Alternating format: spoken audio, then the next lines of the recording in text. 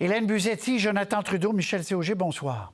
Bonsoir, Patrice. Bonsoir. On va parler du NPD, des libéraux au Québec, mais d'abord, je vous fais entendre Mélanie Joly qui, comme à peu près tous les leaders en Occident, demande que des corridors humanitaires soient organisés. On écoute.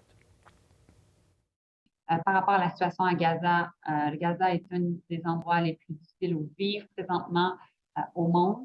Nous allons continuer d'en appeler à un corridor humanitaire avec Gaza.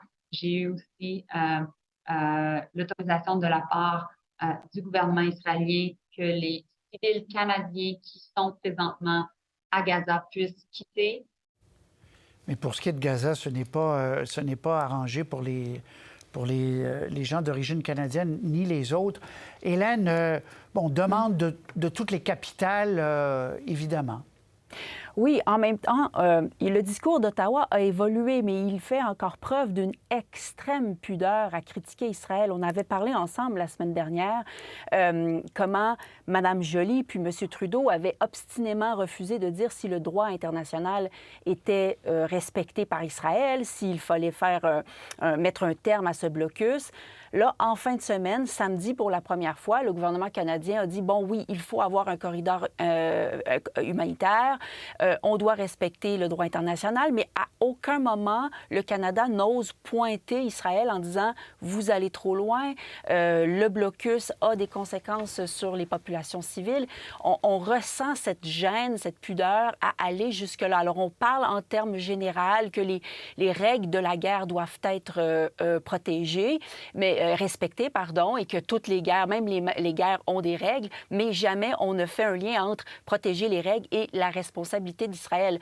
Cet après-midi, M. Trudeau a fait une déclaration à la Chambre des communes parce qu'on était en congé parlementaire la semaine dernière, donc c'est la première fois qu'on était au Parlement, et tous les chefs ensuite ont parlé, et il y a vraiment juste le NPD qui a osé appeler ou nommer l'éléphant dans la pièce et dire le problème, c'est qu'Israël va trop loin, il faut faire un appel à la retenue, et je n'en entends pas de la part du Canada. Michel Séauger, il y a eu une grosse fin de semaine diplomatique. Blinken s'est promené, a fait 2 fois certaines villes voisins, il est allé en Égypte, bon bref. Mais ça n'a pas encore débloqué manifestement, là. Et tout le monde y travaille et tout le monde dit la même chose, là. La communauté européenne a même annoncé cet après-midi qu'elle avait réussi à avoir une entente pour un corridor humanitaire. Il n'y en a toujours pas.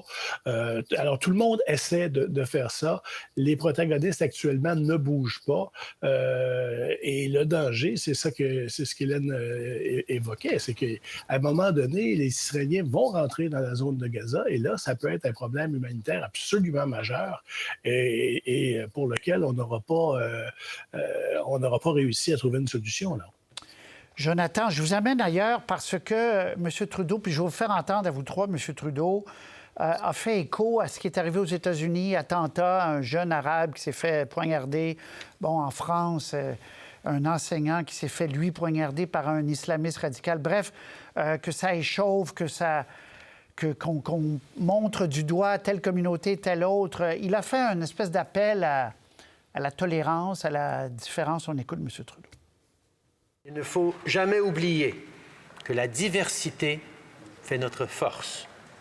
Le Canada accueille des gens de tous les horizons qui revendiquent une multitude d'identités. Nous sommes un pays de voisins, de collègues, d'amis et de familles qui incarnent cette diversité et qui la vivent à chaque jour. Maintenant, plus que jamais, on doit se rassembler et éviter de laisser les inquiétudes, les soupçons et la méfiance nous séparer. On rapporte dans à peu près tous les pays une montée des incidents, des débordements, Jonathan. Donc, le premier ministre a voulu lancer un appel au calme ici, en tout cas. Bien, c'était évidemment la chose à faire et c'est dans les responsabilités premières du premier ministre, particulièrement dans les circonstances très, très, très difficiles qu'on connaît. On sait que l'influence du Canada est plutôt limitée là, en ce moment dans la dynamique de politique internationale. Donc, ses responsabilités, c'est quoi? Bien, c'est essentiellement de s'occuper des ressortissants canadiens. Je pense que là, c'est plutôt bien sur les rails après un départ qui était relativement difficile et aussi de s'assurer qu'il y a une certaine paix qui soit maintenue ici au Canada. Donc, c'est bien d'avoir eu ce discours-là, d'essayer d'apaiser les tensions, mais en même temps, et je reviens à ce qu'Hélène disait avec raison au début du panel, on s'explique mal cette espèce de frilosité-là à bien reconnaître qu'il se passe des choses qui sont atroces au niveau de la bande de Gaza chez les civils, sans aucunement minimiser les atrocités qui ont été commises du côté d'Israël. Donc, si on veut essayer d'apaiser les gens qui sont derrière la Palestine, les gens qui sont derrière Israël, je pense que d'avoir un discours un peu plus ferme envers l'importance d'avoir, par exemple, un corridor humanitaire serait de nature à aider. Ça ne fera pas des miracles, mais je pense que ce serait bien indiqué. Si je peux juste ajouter une petite, Bien sûr, Hélène, note, Patrice, à votre question. Je trouve ça très intéressant, cet appel à apaiser les tensions communautaires qu'il pourrait y avoir au Canada. D'ailleurs, M. Poilievre, le chef conservateur, a fait à peu près la même chose. Mais je rappellerai quand même que la semaine dernière, le ministre de la Sécurité publique, M. Leblanc, a émis un communiqué de presse en disant qu'on va redoubler la protection et il parlait seulement des synagogues et des organisations juives et jamais il n'était question des organisations musulmanes ou arabes. Alors, le gouvernement a peut-être un petit examen de conscience aussi dans sa façon, au départ en tout cas, d'avoir orienté le débat d'une certaine manière, en tout cas unidirectionnellement. OK. Un mot, Michel, avant de changer de planète totalement et d'aller vers le PLQ. Sur la suite des choses, le Canada est un bien petit joueur, forcément, là. Le Canada est un petit joueur, mais la situation a changé au Canada depuis une trentaine d'années. Si la même situation était arrivée, il n'y aurait eu que des manifestations en faveur d'Israël. Il n'y aurait pas eu de manifestations pour soutenir les Palestiniens parce qu'il n'y avait pas de communauté, une très grande communauté d'origine palestinienne, d'origine de toute façon plus arabe au Moyen-Orient qui existait au Canada. Alors ça fait aussi que le gouvernement, je donne raison à Hélène là-dessus, doit faire attention parce que si on a l'air de ne prendre que d'un seul côté, il y a des gens au Canada qui vont se sentir oubliés par leur gouvernement. Puis là j'emploie un terme poli. Très bien. Conseil général du Parti libéral du Québec, je fais entendre M. Beauchemin, qui est candidat à la chefferie, Antoine Dionne Charest, et qui dit non, une étape à la fois, là. Et Marc Tanguay, puis on revient tout de suite. Bien, la chose la plus importante, c'est vraiment de s'assurer qu'il va y avoir un débat d'idées. Puis pour qu'il y ait un bon débat d'idées, il faut qu'il y ait le plus de candidatures possible. Pour moi, c'est la chose la plus importante, c'est que justement la légitimité du chef ou de la chef sera assise sur un débat qui va avoir été convaincant. La chefferie, non. J'ai dit qu'un jour, j'aimerais être député, j'aimerais me présenter pour le parti. Mais moi, ici, j'ai participé au comité sur la relance. C'est qu'on a, en fin de semaine, tout mis en œuvre pour qu'on ait une véritable course. Plusieurs candidates, plusieurs candidats. On ne veut pas de couronnement, on veut des débats. Pour que tous ensemble, à la fin, au printemps 2025, on se rallie derrière la personne qui sera notre chef. Bon, bien, Jonathan, résumez-moi ça, si vous voulez. 2025, d'abord, un an avant la prochaine échéance électorale. Et si on dit débat d'idées, bien, c'est qu'on attend qu'il y ait plus de candidats avant de faire une course, quoi. Je vais essayer de le résumer le plus simplement possible. Le Parti libéral du Québec, en ce moment, veut n'importe qui sauf Frédéric Beauchemin. C'est un peu la conclusion que je retiens de la fin de semaine. On a l'impression que... Bien, je dis pas que c'est mon avis à moi, mais ce que j'ai senti sur le terrain. Et bon, à la limite, disons peut-être que c'est pas personnel, qu'ils ne veulent absolument pas avoir un couronnement, sauf qu'il reste qu'au sortir de ce conseil-là, j'étais là hier, il y avait beaucoup de tensions. Et on a l'impression que Frédéric Beauchemin, qui est un militant libéral, n'est plus dans le caucus libéral, il a été suspendu, qu'il n'est pas nécessairement le bienvenu dans son propre parti. Chaque intervention qu'il y a eu au micro de la dizaine de jeunes de la commission jeunesse qui appuie Frédéric Beauchemin, on pouvait pratiquement entendre une mouche voler suite à ces interventions-là. Donc, le malaise, on le sent, il est palpable. Et même, fait à noter, puis j'ai l'impression que ça n'a pas été beaucoup relevé au point de presse à la fin du Conseil général. Les journalistes ont demandé à Marc Tanguay, bon, ben alors, si là, les fameuses 2 enquêtes viennent blanchir Frédéric Beauchemin, est-ce que vous confirmez qu'il sera réintégré dans le caucus?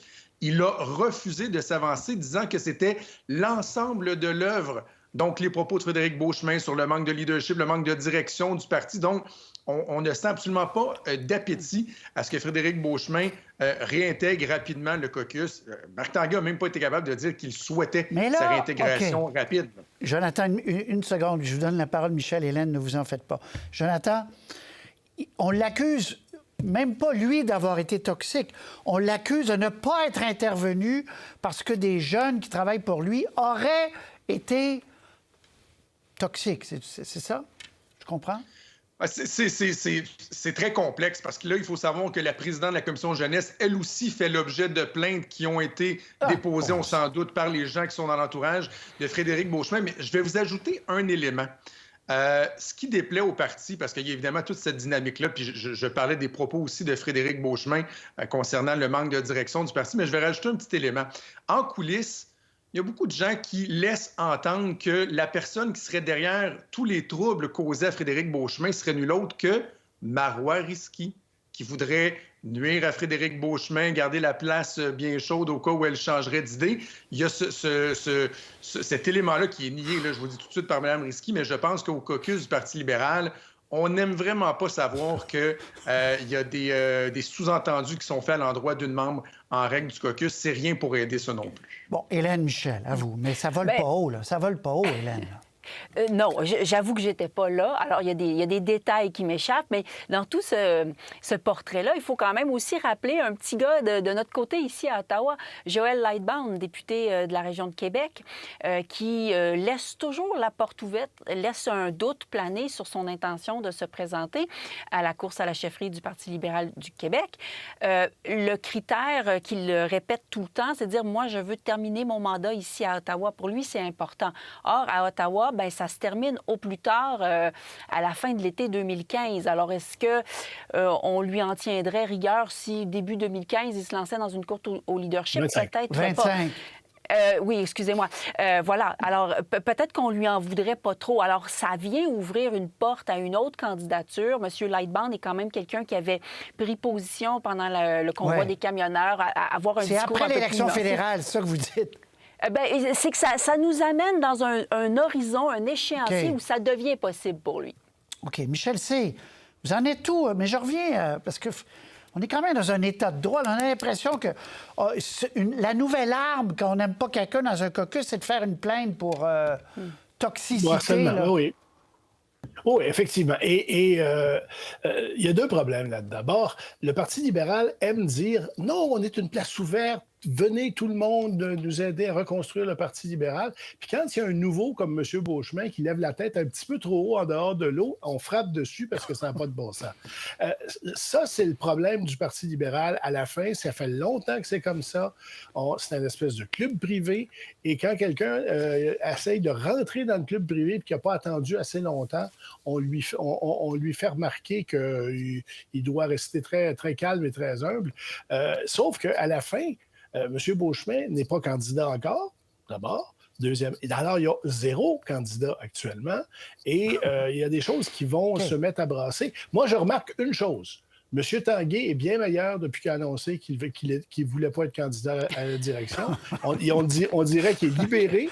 On dirait que là, Alors, je ne sais pas ce qui pourrait arriver, mais c'est clair qu'à un moment donné, il va falloir qu'il y ait un chef à ce parti-là. Parce qu'il va falloir qu'il y ait au moins un candidat. Parce que là, c'est 0 candidat. Là.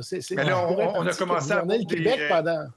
Jonathan. On a commencé à voir des gens qui avaient dit qu'ils ne se présenteraient pas, qui finalement se disent « Ouais, bien là, s'il n'y a pas personne, je vais peut-être y aller. » Moi, je me plaisais à dire que le député Nilgam, Monsef Déragi, hier, a un peu menacé de se présenter s'il y avait juste un candidat en liste. Mais l'autre élément qui a retenu l'attention, c'est qu'au point de presse, lors des questions en anglais, alors que le PLQ avait passé la fin de semaine à dire « Vous savez, on doit faire la course tard parce que ça ne se bouscule pas, puis on n'est pas très, très attirant en ce moment », Marc Tanguay, soudainement, sorti de nulle part, nous a dit « Vous savez, là, on reçoit beaucoup de téléphones. Là. Il y a bien des gens qui nous appellent et qui disent « Ouais, je serais peut-être intéressé, mais j'attends le bon moment. » Donc là, soudainement, on nous disait de ne pas s'inquiéter, que ça se bousculait presque au portillon.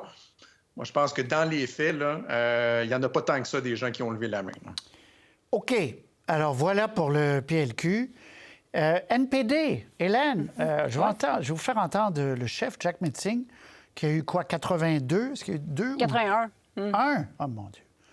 81. Il y avait eu 90 avant, je pense. 91 en Ah, mais je me 2019 trompe et toujours 87. Donc, ça, il a baissé de 10 points en 4 ans.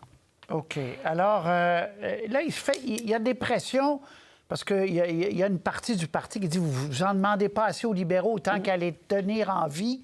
Donnez-nous-en plus. On écoute. On a besoin de plus des actions. On est dans une crise du logement, on est dans une crise d'abordabilité. Le coût d'épicerie, le coût de la vie augmente. On a besoin des actions concrètes pour donner un coup de main aux gens. Donc, j'ai reçu ce message et un mandat pour faire ce travail. Bon, Hélène, est-ce que c'est une mauvaise fin de semaine pour Jack Metzing? Pas tant que ça. Je veux dire, 81, c'est sûr que c'est pas mirobolant, mais c'est quand même confortable. Ça envoie quand même un message au chef qu'il faut peut-être qu'il réaligne un peu ses flûtes. Il y a ce sentiment chez le NPD que, là, cette entente commence à leur faire mal parce que M. Trudeau est tellement impopulaire, si on en croit les sondages, qu'il faut réussir à se dissocier de lui. Et tant qu'on est pris dans ce mariage avec lui, c'est difficile de le faire. Alors, le Congrès visait ça, à tracer une ligne, dire, OK, voici jusqu'où, au-delà de quoi on n'ira pas. Et donc, la ligne, c'est cette assurance médicaments. Assurance médicaments, ils le veulent. Oui, qu'ils veulent voir, mais qui coûte cher. Qui coûte cher, mais qui devrait être entièrement public. Or, cette assurance médicaments que Ottawa essaie de concocter en ce moment, elle devra se faire en collaboration avec les provinces qui, pour la plupart, ont déjà des programmes, notamment au Québec, où c'est pas public, c'est privé en partie.